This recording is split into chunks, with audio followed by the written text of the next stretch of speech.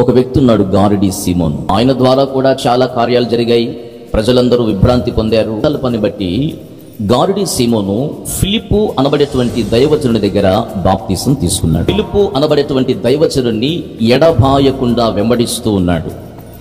ఫిలిప్పు ద్వారా దేవుడు జరిగించే కార్యాలన్నిటినీ ప్రత్యక్షంగా తన కన్నులతో చూస్తున్నాడు. నేను కూడా జరిగించడానికి, నాకు కూడా ఈ పరిశుద్ధాత్మ అనబడేటువంటి వరము నాకు కూడా ఉంటే బాగుంటుందని పేతురు అనబడేటువంటి, యోహాను అనబడేటువంటి వారి దగ్గరికి వెళ్ళి ఈ పరిశుద్ధాత్మ వరము నాకివ్వండి అని ద్రవ్యపు మూటను వారి దగ్గర పెట్టాడు. దేవుని యొక్క పరిశుద్ధాత్మను ద్రవ్యముతో నీవు కొనగలవా?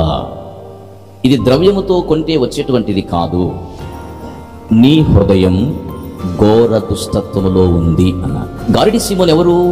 తాను ఒకప్పుడు చేసిన గారడి, లోక సంబంధమైన దాన్ని మానేశాడు, బాప్టిజం పొందాడు, దైవజనుని వెంబడిస్తూ ఉన్నాడు. పాత జీవితాన్ని మానేశాడు, బాప్టిజం పొందాడు, దైవజనుని వెంబడిస్తున్నాడు. కానీ సంఘానికి వస్తున్నాం, దేవుని సేవలో సేవకులకు సహకారులుగా ఉండగలుగుతున్నాం, దేవుని ఆలయములో నిత్యము మనము కనబడుచు ఉన్నాం, వెంబడిస్తున్నాము. గాని గారడీ సీమోను యొక్క హృదయము ఏలాగున ఘోర దుష్టత్వములో ఉన్నదో అలాగున చాలా మంది హృదయాలట బాహ్యముగా మనము భక్తిని కనపరచగలుగుతున్నాము, కానీ మన ఆంతర్యము దేవునికి దూరముగా ఉంది.